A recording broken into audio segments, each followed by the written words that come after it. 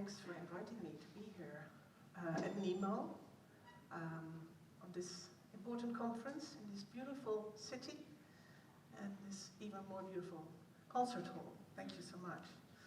I was thinking, whom of you actually think we are living in a time of crisis? Okay, all of you. And whom of you thinks you can actually do something about it? Oh, thank you. Okay, well, let's see, okay? I couldn't resist showing you this image of Valencia just a few weeks ago. Because yes, we are living in a world of crisis. Perma-crisis, poly-crisis, existential crisis, Trump in America, war in Gaza and Ukraine, young people struggling with mental health issues, an ecological crisis, massive biodiversity loss, climate change. The great unraveling of our times, as some call it. This is the famous hockey stick graph. You all know it, I think, of the Northern Hemisphere. In the past 2,000 years, we've seen a long-time trend of cooling of the Earth's temperature. But since the Industrial Revolution around 1900, this is changing. And currently, as we all know, it's rapidly accelerating into global warming. This is a graph of 2022, but all IPCC reports speak for themselves. We do know, or rather, we should know.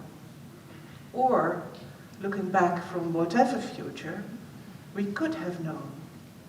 Because that is what future generations will probably say. They knew. They should have done something. And yet we fail to respond, like really respond. Why? Is it because we are numb? Because we are speechless? Is it because amidst all this turmoil, we're so utterly divided? Is it because we're facing polarization, division, disinformation, and populism, and don't know how to handle this? Is it because we actually really don't know what to do? Museums, individually and as a sector, cannot avoid these crises. Activists are literally invading our museums. Our audiences are divided too. We're part of it, whether we like it or not. So what should we do? Resist activism? Tighten our security levels, as the National Gallery in London recently did? Or should we maybe start to talk? Listen, even. Like 20 years ago, in my country, we could still tell ourselves that museums are neutral, that they are bastions or well-established repositories of the past, and that we ourselves, as museum workers, were custodians of that past. We could offer in that sense some sense of comforting, canonized stability. But nowadays, the formula no longer works. Museums themselves have become the battlefields of social, cultural change. Environmental issues, the history of slavery, rediscovering female artists, revising the canon, digging up histories that were never told before. Museums are shifting the narratives. We're no longer neutral. And oh yes, of course, we're also living in a post-truth society anyways. How to judge what's true, what's not? What's IA-generated, what's real? What's fake, what's to be trusted? No matter how you turn it, we're all nested in our own filter bubbles. And so are museums. So what does that make us? As individuals, it seems we need to start relying on our own authentic humanness again. As museums, we need to maintain and build trust. For opportunism will just make us less reliable, won't it? So Aksoy, president of ICOM, said in 2019, museums do not need to be neutral, they need to be independent. Independent, what does that mean? Does it mean we have to choose? Does it mean we have to take responsibility? And yes, I know, it's so much easier said than done. In this talk, I will reflect with you on what it means to be independent and how this may affect your actions in the present and in the future, so we can maybe open an actionable perspective based on courage and commitment. Preparing this lecture, I read the report of Culture Action Europe called State of Culture. It says, in the light of the big and often disorientating transformations that our societies undergo, arts and culture are where we find meaning, critical reflections on the past and the present, and compelling images of the future. Because democracies need a future and the promise of change. Such visions of a better future motivate citizens to exercise their freedoms and participate in democratic life.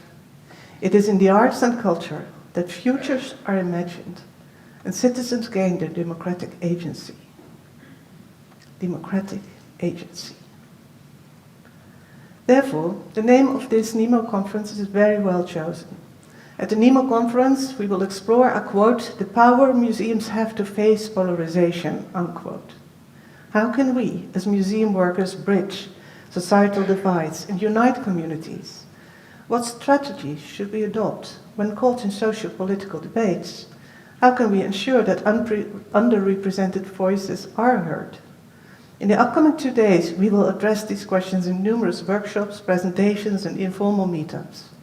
We will share concrete experiences and practices, and I'm looking forward to sharing them with you. But my talk will therefore depart from a more abstract level. I would like to take you on a time travel, entering a different time scale, navigating on the axis of history, present, and future. Could we extend our attitude as custodians of material objects and immaterial memories towards taking responsibility for that future? Could we bridge the gap towards that distant era called a better future, maybe? Could we start by including the interests of future generations and unheard voices? Would that maybe make a difference? As museums, most of us are used to looking in the rear-view mirror. We select and cherish the material memory of our societies. We keep it in our storage rooms and turn it into displays. We are almost by nature stewards of the past.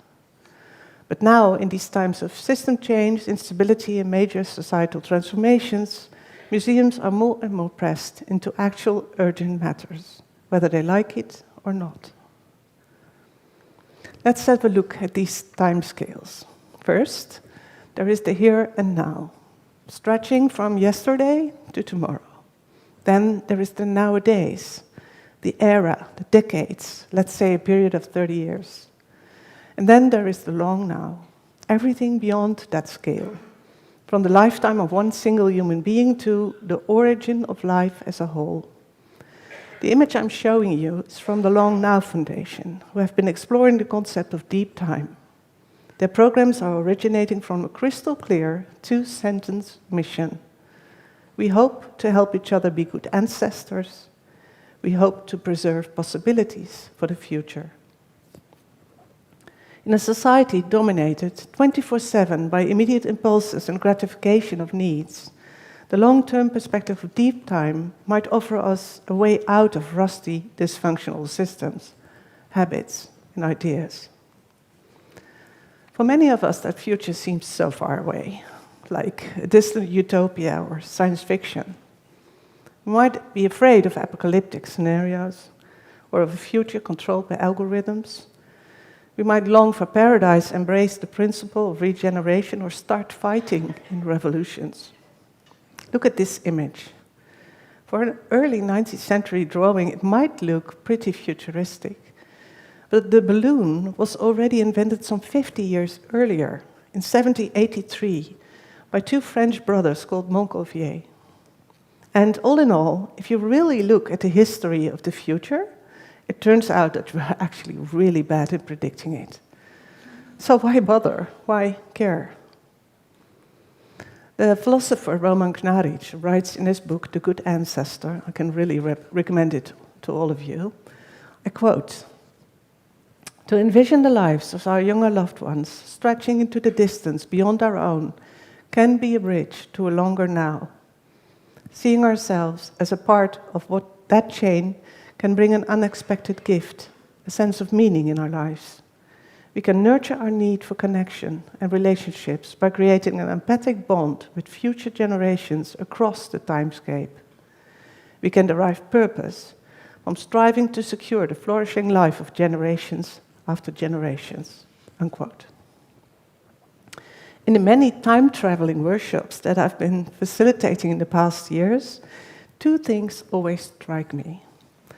First, that the future belongs to all of us.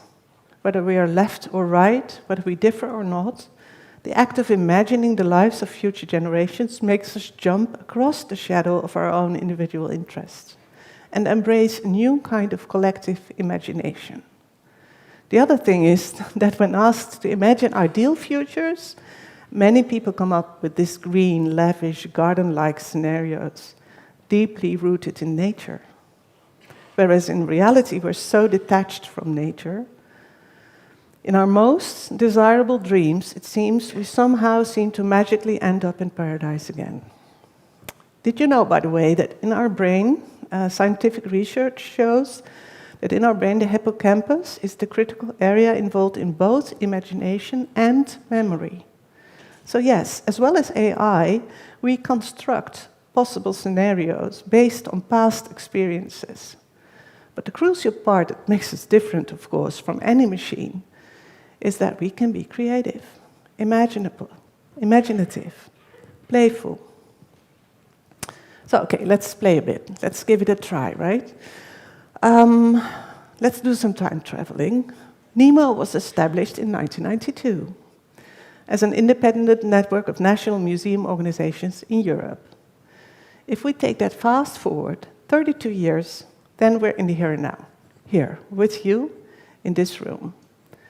If we take it another 32 years, we're in the year 2056. NEMO, by then, will be twice as old as is it now. Imagine, what age will you have in 2056? Any quick calculations? Well, I myself might be 87 by that time. But those of you who are now, say, 23, will then have my current age, which is 55. So what will it be like to be 55 in 2056? It's nice to fool around with numbers a bit in order to start the process of time traveling, but fooling around with words and images is interesting too. For example, what would a NEMO conference look like in 2056? I gave it a good try too. Fooling around with words, I asked ChatGPT. That's what you do these days, isn't it? So, inspired by the State of Culture report, I asked the algorithm what keywords would represent these years. Take a look at the outcomes. Who remembers 1992? That year, the Treaty of Maastricht was signed by the then 12 members of the European Union, passing on their sovereignty to the European Parliament. Also, they decided to establish a new European currency. We know it's the euro. No wonder ChatGPT came up with the word Europe. But also, we were puzzled by the upcoming internet, by the impact of globalization, and, in some countries, the start of post-colonial debates. This is only 32 years ago. Whom of you do remember? I do. Well, yeah, okay, we do. Today, in our contemporary world, we seem to talk a lot about ecosystems and all kinds of interconnectivity, while at the same time we are bothered by polarization and climate change. Fast forward to 2056. In 32 years, we might be talking about climate restoration, about regeneration, shared intelligence, and authentic humanism in the face of AI and quantum computing, I gather. Okay, so what does this quick trip bring us? What kinds of questions or insights? One question might be, are you prepared? Are you prepared to envision a future that lays beyond the average 4 years of a policy report, an institutional strategy, or a political program? Are you prepared to take action based on an envisioned future that benefits all of us as a collective? Because, as I have heard someone say once, I quote, "The future is not something that is abstract and intangible. Future is what we make of it. It is the result of our actions, of the choices we make in the here and now," unquote. Often, we tend to outsource the future, as if it's not up to us, because it feels so far away, so uncertain, we really don't feel we should engage with it.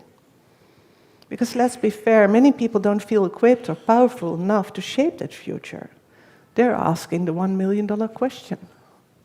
What can I do? What can I do? What can I do? Well, as Margaret Mead seems to have put it once, never doubt that a small group of thoughtful, committed citizens can change the world. Indeed, it's the only thing that ever has. ICOM President Axer stated that in these times of polarization, museums should act independently. But in reality, indeed, I see a lot of self-censorship among museum workers who really feel they cannot make the difference, that they're bumping into that big freaking wall, as my dear friend and colleague Michael Peter Edson put it on the recent NEMO conference in Portugal. A big freaking wall consisting of stuck systems, habits, rules and regulations, power play and hierarchies, markets and growth numbers, division and indifference. Okay, so in order to empower you a bit, I thought I would like to make a brief turn in my story and tell you something about Donella Meadows' theory of change. Donella is one of my heroes. She was an MIT environmental scientist and co-author of the 1972 Limits to Growth report of the Club of Rome. In this image, you can see the different leverage points that enhance systemic changes. On the left, the system is rotating, just the way it does time and again. On the right, you can see the lever, with at the left side of it some examples of small incremental changes that take place within the system. You all know it. It's the kind of thing that's based on monitoring and evaluation processes, for example. And on the far right, you can see a set of much more impactful transformative leverage factors, such as changing the rules of the game, shifting the goals of systems, and, most impactful, changing the underlying mindsets and paradigms. Now, the interesting thing is, these underlying mindsets and paradigms are what we call culture. Yeah, that's funny, huh? It's the collection of ideas, beliefs, and values that shape our societies, and every single part of it. And as far as Donella Meadows is concerned, it is this set of paradigms, our collective cultural resources, that provide the most impactful leverage for societal transformation, for real, actual change. Culture, she says, is way more powerful than we tend to think.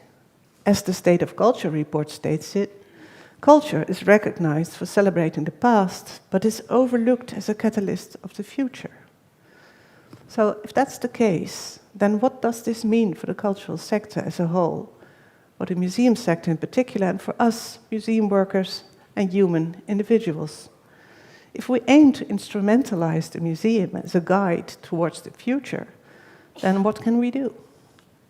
Let's ask Donella Meadows again. Let's look at her theory of change from a more practical perspective. Look at the picture again on the left, the current system. On the right, our cultural leverage potential that is capable of changing public mindsets. A cultural leverage potential consisting of goals, beliefs, and values. Below you may see that changing measurable things is far more easy than implementing structural cultural changes. But if you want to pursue systemic change or contribute to it, these three concepts remain very, very important. Oh, sorry. I forgot to click through. But these three are important: the goals, beliefs, and values. These are the mental models that are at the core of our collective and individual decision-making processes. You probably recognize this image. The lowest level is the level of daily operations, the stream of events and actions taking place on a regular basis.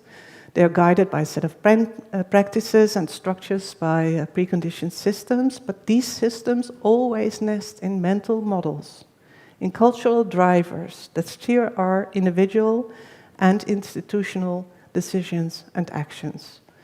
The stronger the set of shared goals, beliefs, and values, the more effective and impactful your actions will be. It is all about the narrative. So, what's your narrative? What are your goals, beliefs, and values? And if you're representing a museum, initiative, organization, or institution, then what are their goals, beliefs, and values? Do you know? And do they fit? Can you actually work with the cultural leverage that is present within your institution and its interaction with the wider world? You know, I remember really well that I thought a few years ago that there was really not much I could do. I really didn't feel I had enough leverage to make a difference. Even though I held quite a powerful position as a museum director at the time, I felt powerless and frustrated in the light of the huge societal challenges that we are facing. I even considered stop reading newspapers and social media altogether, go on a media diet to save my soul, but it just didn't feel good. It felt as if I was giving up, as a retreat, seeking refuge, hiding, avoiding confrontations. That's when I started reading the work of the American farmer, poet, and activist Wendell Berry. He provided me with a simple, practical to-do list. First, be infinitely curious about the place where you are. It is not about where you are not. It's about where you are, where you act, where you can make a difference in your own circle of influence. Based on that knowledge and that future, make small adjustments in your place every single day, one change a day, and stick to these changes. Really important. If you do that, over time you will see that you have contributed to major change. Just trust the process.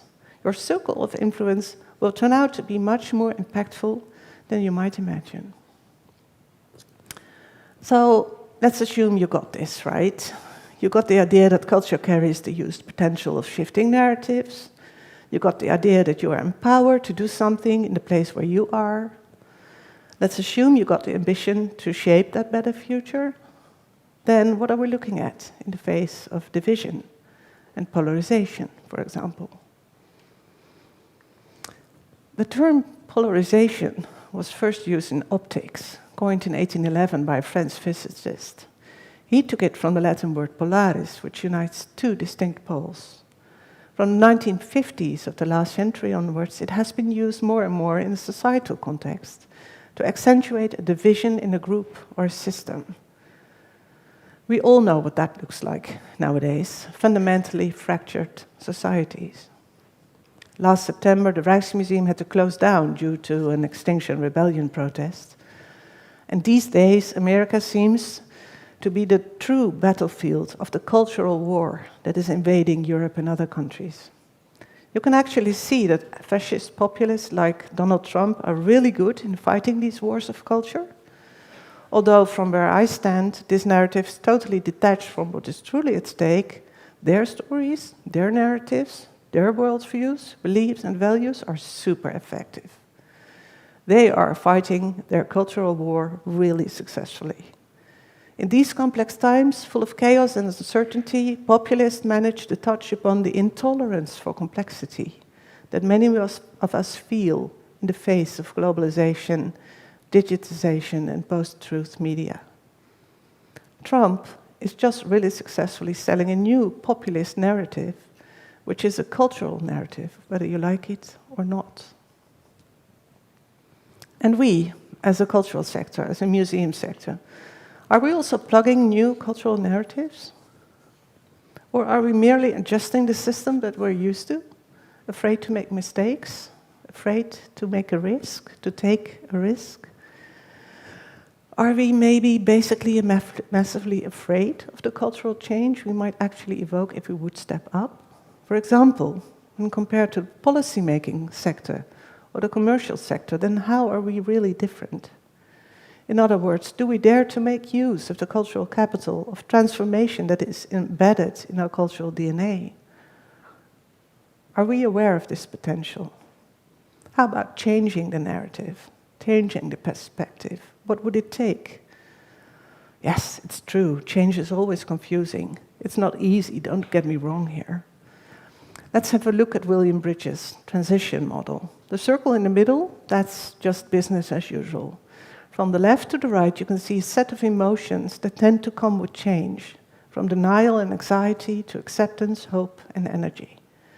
So yes, there's a lot of stress involved, especially when your chaotic processes of renewal are hitting or even surpassing the business as usual practice.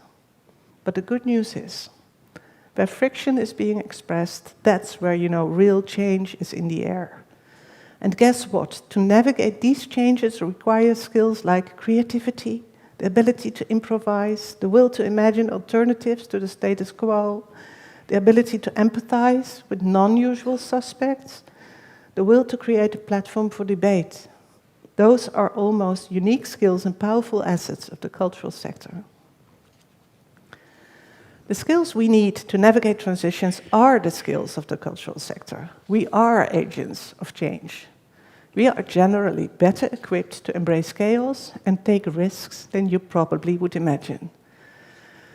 And I promise you, it is worth trying, because in this area, the messy stuff wins. Chaos is movement, and movement is the announcement of a new beginning.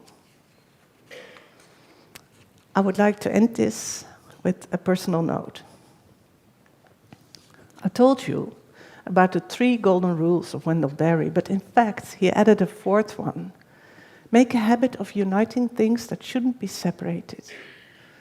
Unite things that shouldn't be separated, like objects and people, or stories and communities, or museums and street life, or the cultural sector and its democratic agency.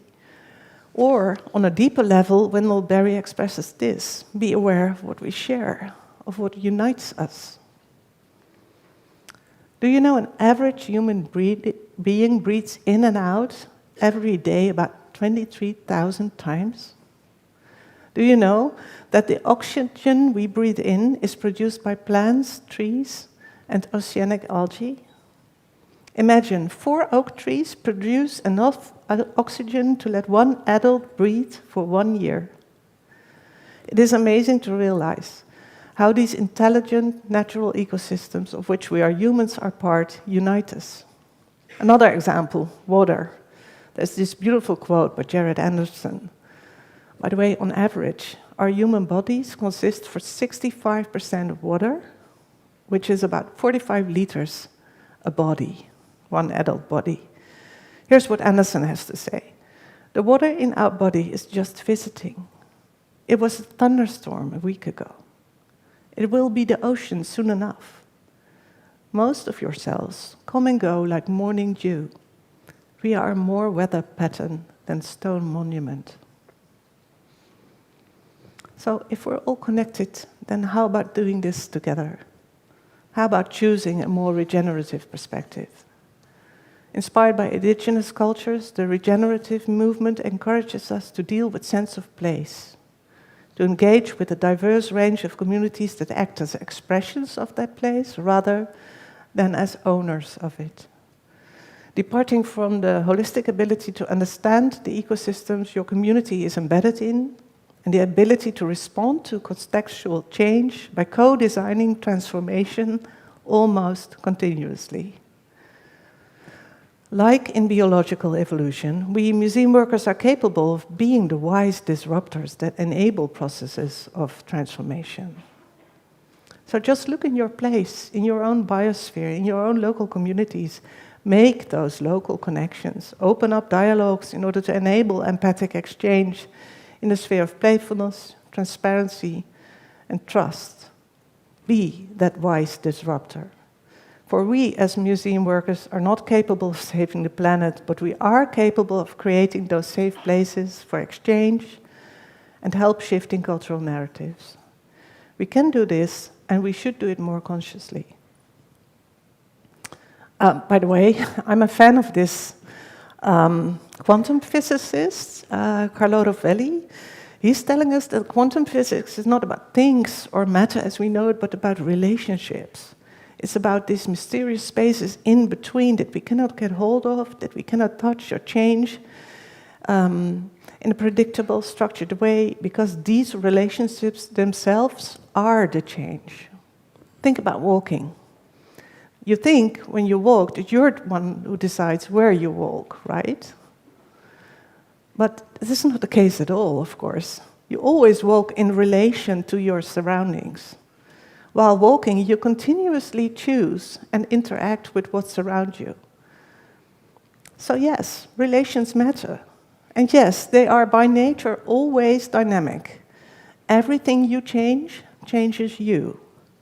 If you keep that in mind, then maybe museums should be much more focused on relational strategies and interaction with audiences rather than focus on the prestige of exhibitions they produce or the number of visitors coming in next week.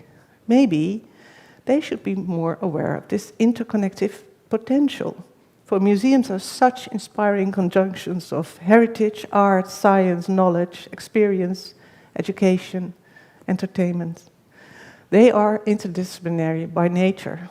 And interdisciplinarity is, I'm quoting Merlin Sheldrake here, a superpower. So, in the past half hour, I've been talking about possible futures, about cultural narratives, and about the potential chaotic nature of change. Museums provide their visitors with different lenses on reality, whether they are imagined or not. With the help of artists and other creative minds, we are masters in shifting societal perspectives. As cultural workers, we are agents of change. The question is whether we take this role seriously or not. Are you independent? Do you know what distinct goals, beliefs, and values are your driving forces? Did you pay attention to the cultural narrative that you represent? And did you envision a desired future based on that narrative? Are you actually prepared to take action to establish new relationships within your communities? It's not easy to say how museums can play a role in shaping new models for the future.